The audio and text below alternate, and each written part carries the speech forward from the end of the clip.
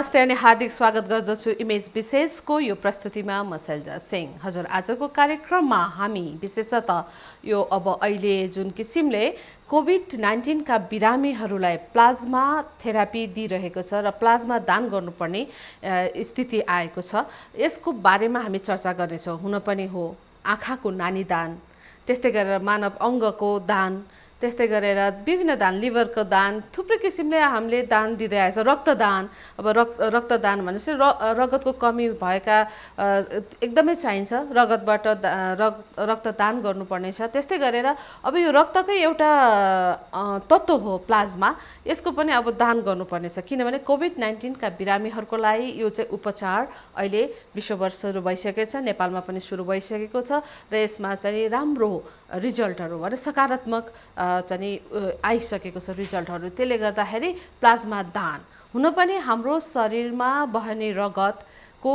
सम्पूर्ण रगतको सेलको भनौँ रगत चाहिँ कसरी बन्छ, चारवटा तत्त्वले बन्ने गर्दछ। एउटा रातो रक्तकोष, एउटा सेतो रक्तकोष, त्यस्तै प्लेटलेट्स र प्लाज्मा, यी चार तत्त्वले चाहिँ रगत बन्दछ।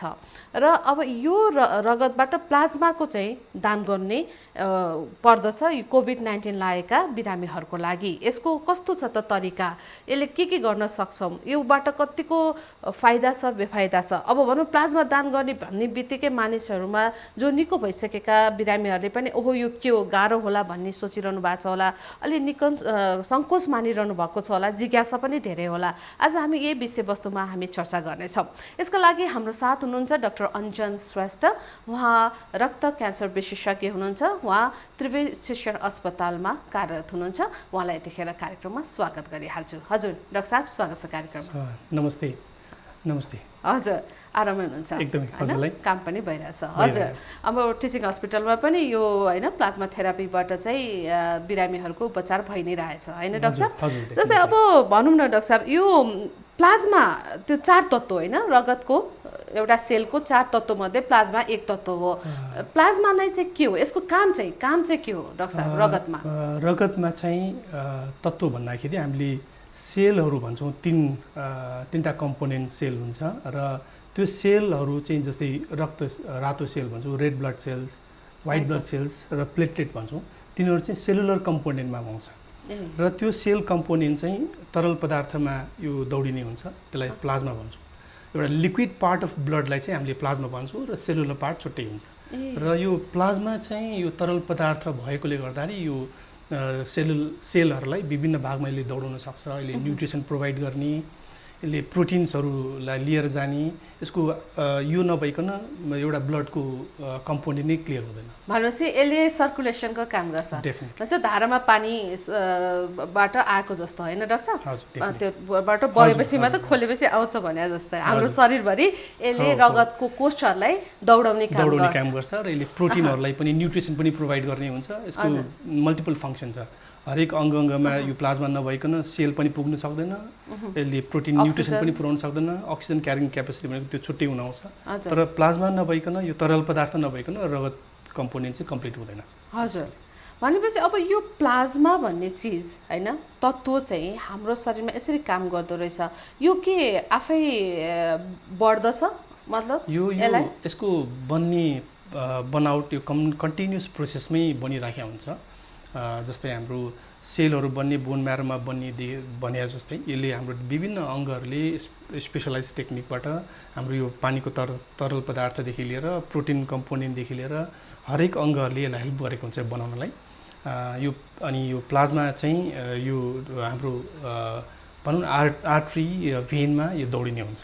हजुर, जस्तै डाक्टर साहब अब यो जुन चाहिँ हामीले कुरा गरिरहेको छ प्लाज्मा थेरापी अहिले चाहिँ होइन कोभिड-19 का बिरामीहरूको लागि, कोभिड-19 का बिरामीबाट निको भएकाबाट लिने भन्ने कुरा भएको छ यो कन्भल्सेन्ट प्लाज्मा। अनि यो चाहिँ कसरी फरक छ यो नर्मल प्लाज्मासँग? यो नर्मल प्लाज्मा र कन्भल्सेन्ट प्लाज्मा भन्नेको खास एउटै प्लाज्मा नै हो, त्यसमा कुनै अर्को तत्त्व होइन। तर हामी के टर्म दिन्छौँ भन्दाखेरि कीटाणु सङ्क्रमण भइसकेपछि कुनै पनि पेसेन्टलाई कीटाणु सङ्क्रमण भएपछि, चाहे त्यो कोभिडै होस् या कुनै अरू अर्ग्यानिजमले, अरू इन्फेक्सनले, अरू भाइरल इन्फेक्सनले एकचोटि सङ्क्रमण भएपछि त्यो कीटाणुको विरोधमा चाहिँ अगेन्स्टमा हाम्रो आफ्नै शरीरमा एउटा प्रोटिन बन्छ एन्टिबडी। त्यो एन्टिबडी चाहिँ प्लाज्मामा दौडिन्छ अनि प्लाज्मामा एकचोटि इन्फेक्सन भइसकेपछि एन्टिबडी डेभलप भयो र त्यो एन्टिबडी डेभलप भइसकेपछि पेसेन्ट चाहिँ रिकभरी फेजमा जाने सम्भावना बढी हुन्छ र रिकभरी फेजमा गइसकेपछि एन्टिबडी युक्त प्रशस्त एन्टिबडी भएको प्लाज्मालाई हामीले कन्भलेसेन्ट प्लाज्मा भन्छौँ। बेसिकली कन्भलेसेन्ट प्लाज्मामा चाहिँ कुनै पनि कीटाणुसँग लड्ने एन्टिबडी हुने र त्यो रिकभरी फेज पश्चात देखिने भएकोले गर्दा त्यसलाई कन्भलेसेन्ट प्लाज्मा भनिन्छ। भनेपछि यो चाहिँ निको भएका बिरामीहरूसँग मात्रै हुने भयो? डेफिनेटली हैन, डेफिनेटली यो कन्भलेसेन्ट प्लाज्मा भनेकै त्यही भयो। एकचोटि इन्फेक्सन भइसकेपछि त्यो एन्टिबडी डेभलप हुन्छ नै। त्यो डेभलप भइसकेपछि हुनेलाई चाहिँ कन्भलेसेन्ट प्लाज्मा नै भन्छौँ हामीले। हजुर, भनेपछि यो जुन कन्भलेसेन्ट प्लाज्माको कन्सेप्ट भनौँ न हैन, अवधारणा र यसको यो सिद्धान्त अथवा यसको प्रयोग अथवा उपचार पद्धतिमा हैन, हुन त इबोलामा पनि सुरु भएको छ भन्छन्। यो यसको भनौँ न हिस्ट्रीको कुरा गर्नुपर्दा र अहिले नेपालमा सुरुवात भनेर जुन किसिमले भइरहेको छ त्योभन्दा पनि अगाडिदेखि पनि भइरहेको थियो कि अरू विभिन्न रोगमा के थियो डाक्टर? हजुर, convalescent plasma therapy basically plasma therapy भनौँ न। प्लाज्मा थेरापी भन्नु अगाडि यो प्लाज्मा हामीले एफएफपी फ्रेस फ्रोजन प्लाज्मा भन्छौँ। यो फ्रेस फ्रोजन प्लाज्मा भनेको यति कमन पदार्थ हो जुन हामीले विभिन्न रोगहरूमा हामीले दिन्छौँ।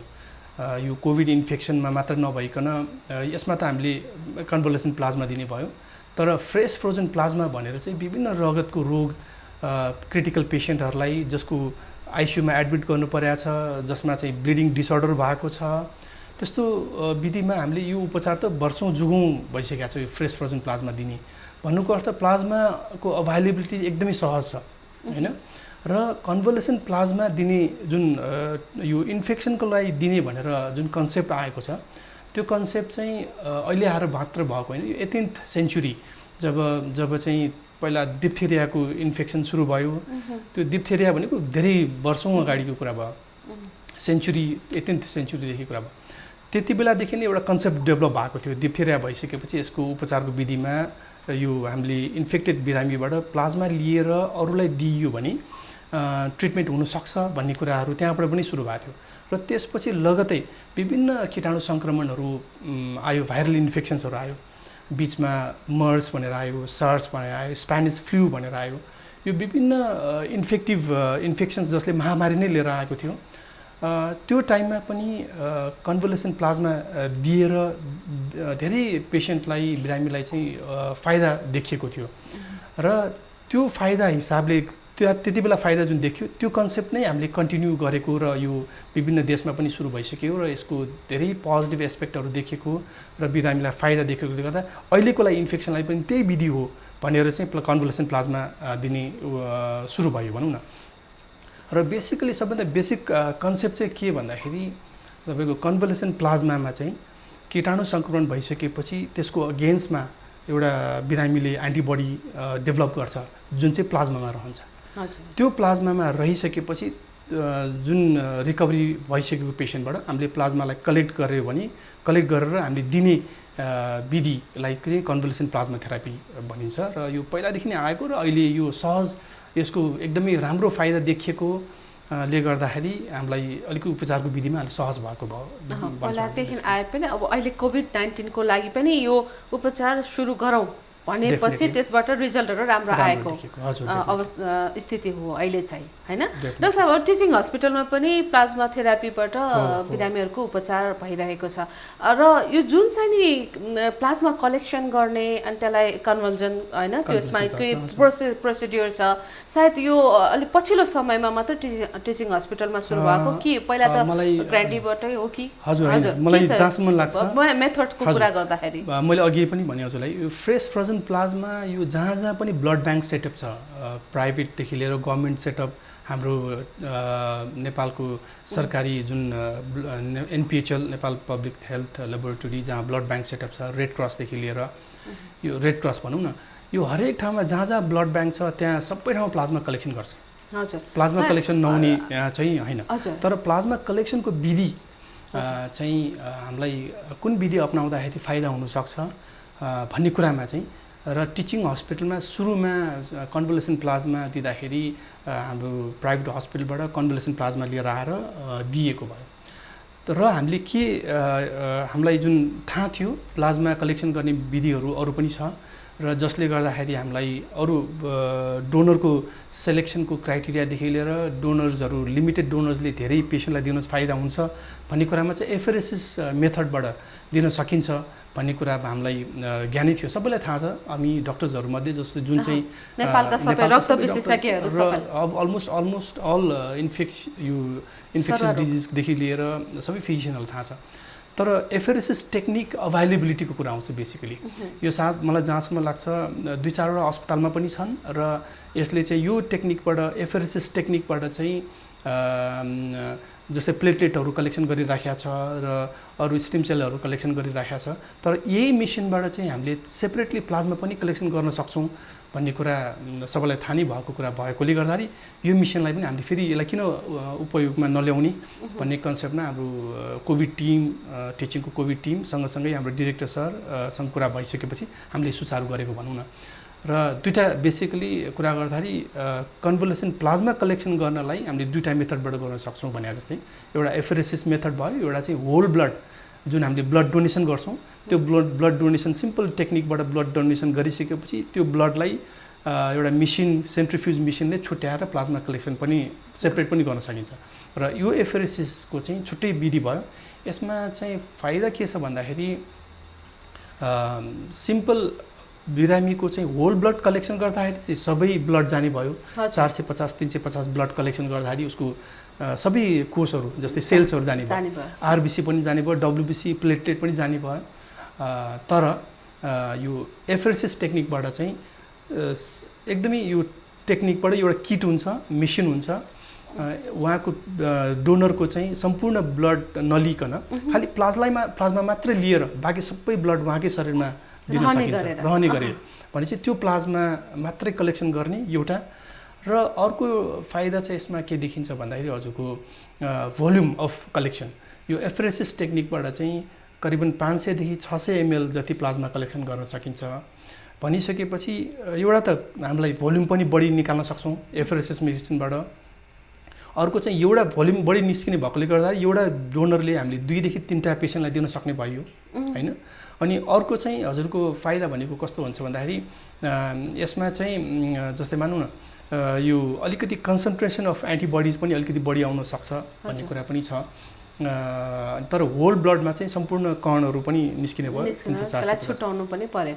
अवश्य पनि हामी अगाडिदेखि भनिरहेछौँ होइन, होल ब्लड हैन लिँदाखेरि चाहिँ नि त्यसको पनि 4वटा तत्त्व होइन, 4वटा डिफ्रेन्ट होइन, त्यसलाई फरक छुट्याएर चार थरी बिरामीलाई दिन सक्छौँ। व्हाइट ब्लड चाहिएला व्हाइट ब्लड, रेड होइन, प्लेटलेट प्लाज्मालाई प्लाज्मा। अब यहाँ त शरीरबाट प्लाज्मा मात्र पनि निकाल्न सकिने भयो र प्लाज्मा निकालेको प्लाज्मा चाहिँ धेरै हुने र एन्टिबडिज धेरै हुनाले त्यसले चाहिँ एउटा बिरामीबाट होइन निको भएको पेसेन्टलाई दिन सकिने भयो, 2-3जनालाई दिन सक्ने फाइदा त भयो। तर अब दिने मान्छेलाई त एक किसिमले डर लाग्दो होला होइन, मेरो शरीरबाट त धेरै निकालेर अब धेरैलाई दिने भन्ने बित्तिकै यो अब जस्तै अब हामी आफै पनि अब नौलो छ नि त डाक्टर होइन, कोभिड-19 यसै पनि नौलो प्लाज्माको अब दिनुपर्छ भन्ने कुरा रगत दान गरिरह हामी होइन लाई पनि कन्भिन्स गर्नुपर्छ भने अब यो त प्लाज्मा फेरि होइन यसको लागि अब यो क्राइटेरिया भनौँ न, दिने मान्छेले भनौँ न कतिसम्म दिन सक्छ, ऊ कति स्वस्थ हुनुपर्छ होइन कोभिड लागिसकेपछि के छ? यो एकदमै सिम्पल टेक्निक नै मान्छौँ होइन, एकदमै सरल टेक्निक हो। यसमा हामीले भनौँ न अहिले चाहिँ प्लाज्मा थेरापीले भन्दा पनि हामीलाई कोरोनाले चाहिँ अलिकति त्रसित बनाएको हो बेसिकली। प्लाज्मा थेरापी जुन भने एकदमै सिम्पल सरल मेथड प्रोसिजर्स हो। यसमा डराउनु पनि केही पनि देख्दिनँ, एउटा डोनरलाई पनि केही हार्म छैन, चाहे त्यो होल ब्लडबाट निकालेर हामीले दिउँ या एफआरएसएस टेक्निकबाट गरौँ। यसमा सिम्पल एउटा निडल जाने हो, जुन होल ब्लडमा निकाल्दाखेरि पनि निडल एउटा प्रिक गर्ने हो। त्यो निडल प्रिक बाहेक अरू केही पनि हुँदैन। समय एराउन्ड 45 मिनट्स जति लाग्छ र उहाँलाई असुविधा केही पनि अप्ठ्यारो केही पनि आउँदैन। र डोनर चाहिँ डोनरलाई डराउनु पर्ने, मलाई केही भइहाल्ला, मेरो रगत शरीरबाट चाहिँ विभिन्न प्लाज्मा धेरै प्लाज्मा जाँदा मलाई केही होला कि भन्ने त्यस्तो केही पनि हुँदैन। एउटा अझ फाइदा चाहिँ के छ भन्दाखेरि नि, एउटा त हामीले डोनरसँग जुन होल ब्लड दिइसकेपछि करिबन उसले फेरि डोनेट गर्न चाह्यो भने जब कि डोनरको हामीलाई स्क्यासिटी छ अहिले, यस्तो कन्डिसनमा यस्तो समयमा होल ब्लड दिँदाखेरि चाहिँ उसले 2 देखि 3 महिना कुर्नै पर्छ फेरि डोनेट गर्छु भने दोस्रो। तर यो एफरेसिस टेक्निकबाट चाहिँ हामीले 3 महिनामा 6 देखि 8 चोटि दिन पाइन्छ भनेपछि हरेक 15 दिनमा उसले फेरि डोनेट गर्न सक्छ। त्यति सहज छ। कोभिड लाएर निको भएका बिरामीले हैन एकचोटि प्लाज्मा दान गरिसकेपछि 13 दिन 14 दिन 15 दिन फेरि उसले पटक दिन 15 दिन पछि फेरि दिन सक्छ। अनि 3 महिनामा 8 चोटि भन्दा बढी पनि दिन सकिने भयो। भन्नुको अर्थ चाहिँ उहाँलाई बेसिकली डोनर्सलाई केही पनि हार्म छैन। अझ सरल तरिकाले भन्दाखेरि जुन होल ब्लड दिँदाखेरि त्यतिखेर अब भनौँ न खानपिनहरूमा ध्यान दिनुपर्ने नर्मल। हजुर, उहाँको जस्तै हाम्रो प्लाज्मा कन्टिन्युस बनि नै राखेको हुन्छ, हाम्रो विभिन्न शरीरले बनाइ नै राखेको हुन्छ, त्यसैले गर्दाखेरि प्लाज्मा सकिने भन्ने पनि हुँदैन र यो यति फास्ट रिकभर हुन्छ कि तपाईँको उहाँको फ्लुइड हाम्रो शरीरमा तरल पदार्थ नै हो, पानीबाट बन्ने भएकोले गर्दाखेरि उहाँको पोसिलो चाहिँ न्युट्रिसियस फुडले खायो भने पनि पुग्ने हुन्छ यसको खासै। हजुर, भनेपछि अब यो त दिने मान्छेको क्राइटेरिया भयो, उहाँलाई केही फरक परेन र यसमा पनि सायद अब रोग इन्फेक्सनहरू लागेकोले दिन नपाउने हो कि यस्तो छ। डोनरको सेलेक्सन एकदमै हाम्रो जस्तै गाइडलाइनै छ। हाम्रो Nepal health research council, even हाम्रो NPHL र हाम्रो विभिन्न यो गभर्मेन्टको निकायहरूमा आबद्ध डाक्टर साहबहरू हुनुहुन्छ र उहाँहरूले र सम्बन्धी हरेक हस्पिटलको विभिन्न कोभिड टिमसँग कार्यान्वयन गरेर यति राम्रो नेटवर्किङहरू क्रिएट गरेर राख्नु भएको छ। एउटा इभन प्लाज्मा थेरापीको एउटा हाम्रो छुट्टै भाइबरमा ग्रुप खोलेर सम्पूर्ण डाक्टर साहबहरू काठमाडौँमा मात्र नभइकन विभिन्न अरू ठाउँमा पनि डाक्टर साहबहरू एकअर्कासँग कम्युनिकेट गरेर हामीले चाहिँ डोनर्सलाई कसरी कन्भिन्स गर्ने, डोनर्स कहाँबाट पाउँछ भन्ने कुरामा यो एभ्री डे यो कन्भर्सेसन भइरहेको छ र त्यो एउटा गाइडलाइन बनाएको छ। डोनर क्राइटेरिया कसरी बनाउने भनेर छ, एउटा रिसिपिएन्ट क्राइटेरिया पनि छ। डोनर्सको चाहिँ एउटा खालि के हुनुपर्छ भन्दाखेरि उसलाई एकचोटि कोरोना लागेको हुनु पर्यो हैन। अब हुन त नलागेको राम्रो, तर पनि कोरोना लागेको हुनु पर्यो भन्दाखेरि सबैलाई उसले बिगार नै गर्ने भन्ने हुँदैन। हजुर हजुर, यो कोभिड-19 लागिसकेपछि एउटा यसको डेफिनेटिभ क्राइटेरिया छ। करिबन मानौँ असिम्प्टोमेटिक लक्षण रहित भएको 14 दिन क्रस हुनुपर्छ।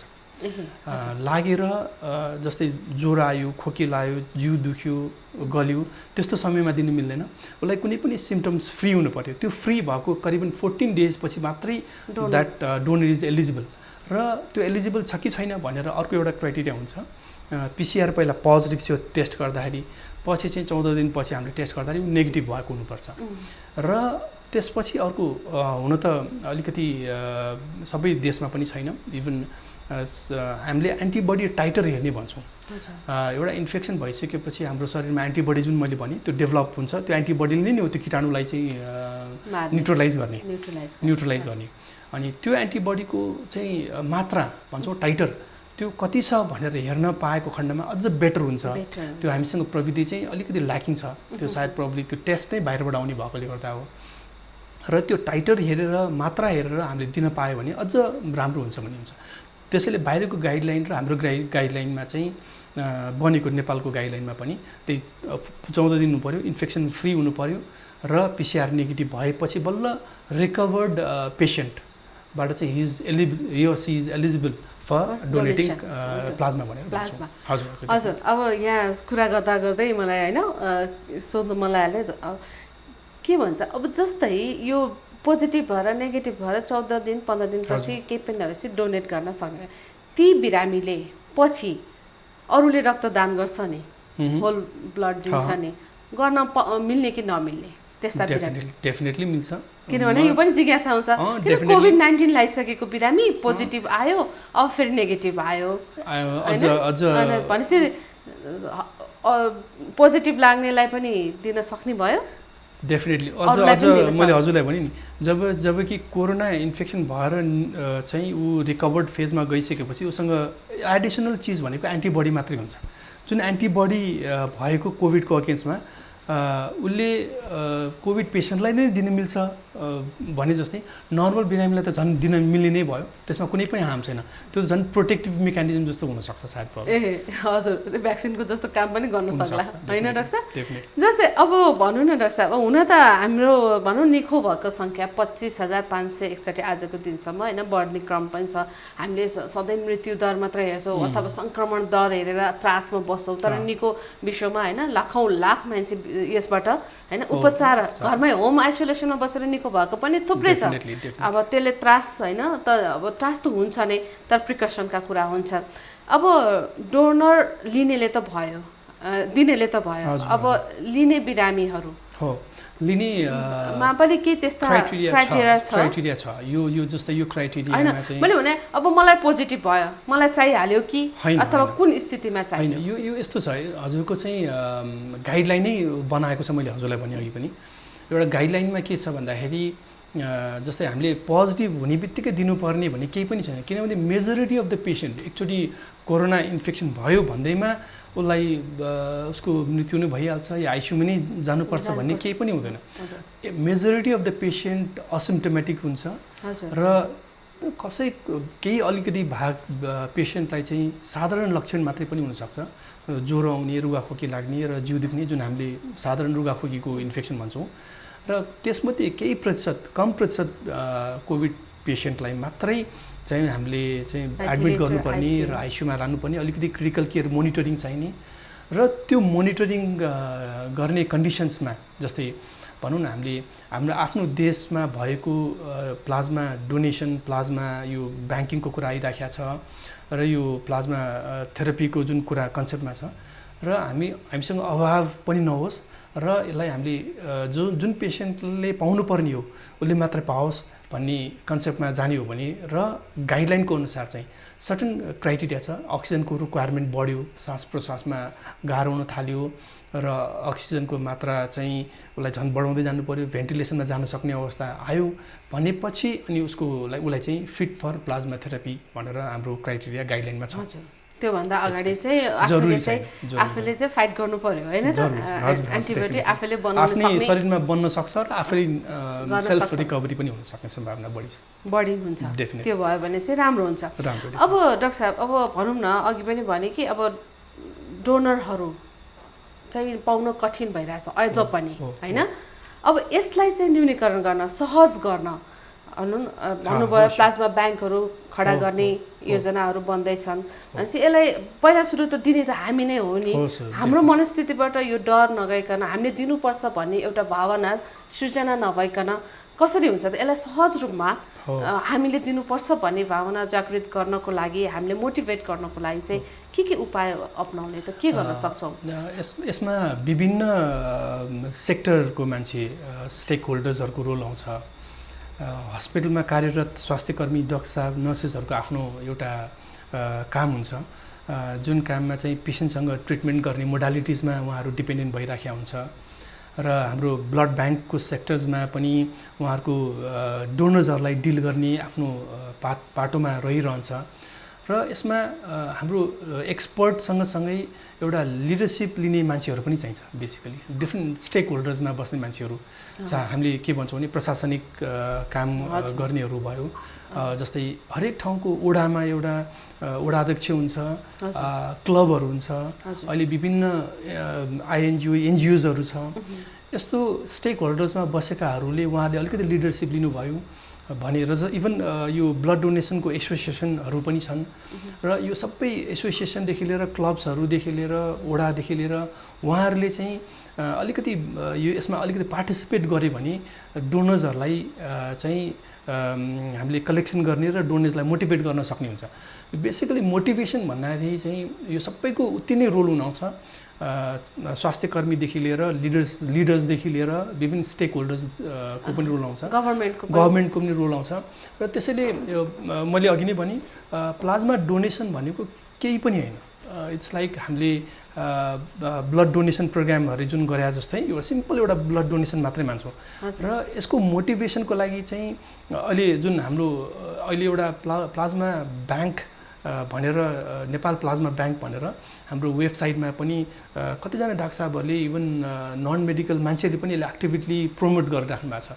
त्यसमा चाहिँ एउटा डोनर्सले म कोभिड लागेको पेसेन्ट हो, म रिकभर्ड भएँ भने मैले प्लाज्मा नेपाल प्लाज्मा ब्याङ्क भनेर वेबसाइट खोल्यो भने पनि उहाँले देख्न सक्नुहुन्छ।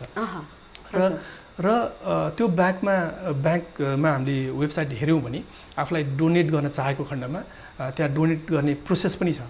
र प्लाज्मा ब्याङ्क जस्तै विभिन्न अरू वेबसाइटहरू विभिन्न डक्टर्सहरूले पनि वेबसाइटहरू खोल्नु भएको छ जसमा चाहिँ डोनेसनको प्रोग्रामहरू राख्न सकिन्छ।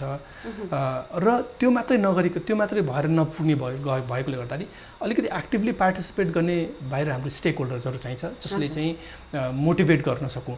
र डोनर्सको लिस्टहरू सबै इन्स्टिच्युटमा हुन्छ, जस्तै टिचिङ हस्पिटलमा छ, पाटनमा होला, सबै इन्स्टिट्युटमा यो कोभिडको लिस्ट हुन्छ जो चाहिँ रिकभर्ड भएको हुन्छ। र कोभिड टेस्ट गर्ने ठाउँमा पनि उहाँहरूको कोभिड पेसेन्टको लिस्ट हुन्छ। त्यो लिस्टहरू कलेक्सन गर्नेदेखि लिएर अनि डोनर्सलाई मोटिभेट गर्नेदेखि लिएर र अहिले नै जस्तै मानौँ कोभिड पेसेन्ट लागेको बिरामी अहिले हरेक हस्पिटलमा छ। कतिपय पेसेन्टहरू अलिकति नाजुक अवस्थामा पनि हुन्छन् र उनीहरूलाई प्लाज्मा एभ्री डे चाहिराखेको हुन्छ। त्यो प्लाज्मा चाहेको दिनमा प्लाज्मा कलेक्सन गरेर डोनेट गरेर प्लाज्मालाई दिनु थेरापी गर्नु भन्दा पनि हामीले पहिला नै यो लिडर्सहरूले जसले एक्टिभली पार्टिसिपेट गर्न सक्छ। प्लाज्मा ब्याङ्कको कन्सेप्ट चाहिँ हरेक ब्याङ्कमा हामीले ब्लड ब्याङ्कमा चाहिँ पहिल्यै प्लाज्मा कलेक्सन गरेर राखियो भने इमर्जेन्सीको कन्टेक्स्टमा क्रिटिकल कन्डिसनमा दिन सक्छौँ हामीले। फ्रिजिङ गरेर राख्न पनि मिल्ने भयो हैन, दिन सक्ने भयो। अब यो दिँदाखेरि हैन डोनरहरूले चाहिँ अब लिनेले शुल्क तिर्नु पर्ने हो कि दिनेले केही यसमा बेनिफिट यसको डेफिनेटली त्यस्तो पनि त सोच्छन् नि हैन। एउटा अहिलेसम्म गाइडलाइनमा चाहिँ अब यो फी स्ट्रक्चर यसरी तोकेको त खासै छैन। जस्तै होल ब्लड डोनेसन गर्ने भने जस्तै यो फ्री अफ कस्ट नै हो। र प्रोसिजरको एउटा खालि के भन्दाखेरि हजुरको प्रोसिजरको चार्ज यदि हामीले होल ब्लड टेक्निकबाट डोनेट गऱ्यो भने त खासै नपर्ला। डोनरलाई भन्दा पनि रिसिपिएन्टलाई चाहिँ यदि एफएरएसएस मेसिनबाट जुन हामीले निकाल्छौँ त्यो निकाल्दाखेरि हाम्रो किटको कस्ट चाहिँ सायद प्रोब्ली पेसेन्टहरूले बिहोर्नु पर्ने हुनसक्छ। र यो किटको अराउन्ड 13,700 पर्न आउँछ। एउटा किटले 3 जनालाई दिन मिल्ने भने जस्तै 5,000 पर हेड पर्न आउनसक्छ पेसेन्टलाई। तर हामीले कुरा बुझेको अनुसार यो सबै गभर्नमेन्टले नै बिहोर्न सक्ने भन्ने कुरा पनि आएको छ। भनेपछि त्यो बिरामीले कतिवटासम्म आई मिन प्लाज्मा चाहिँ लिन्छ त हरेक दिन लिँदाखेरि रिकभरी नभएसम्म? एउटा अहिलेसम्मको कन्सेप्टमा चाहिँ एकचोटि रिसिभ गरेपछि चाहिँ राम्रो रिजल्ट देखेको छ। यो 2 चोटि 3 चोटि लिनुपर्छ भन्ने छैन, एकचोटि लियो भने पुग्ने। हजुर डेफिनेटली। धेरै धेरै धन्यवाद डाक्टर साहब, कार्यक्रममा आइदिनु भयो। आज यो विषयमा अझ धेरै प्रकाश पारिदिनु भयो।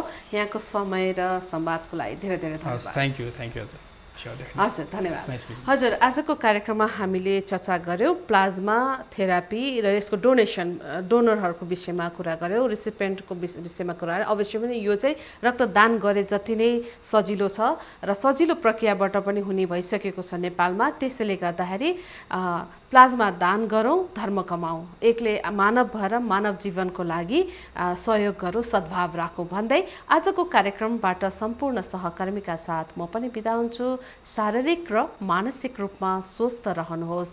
नमस्ते।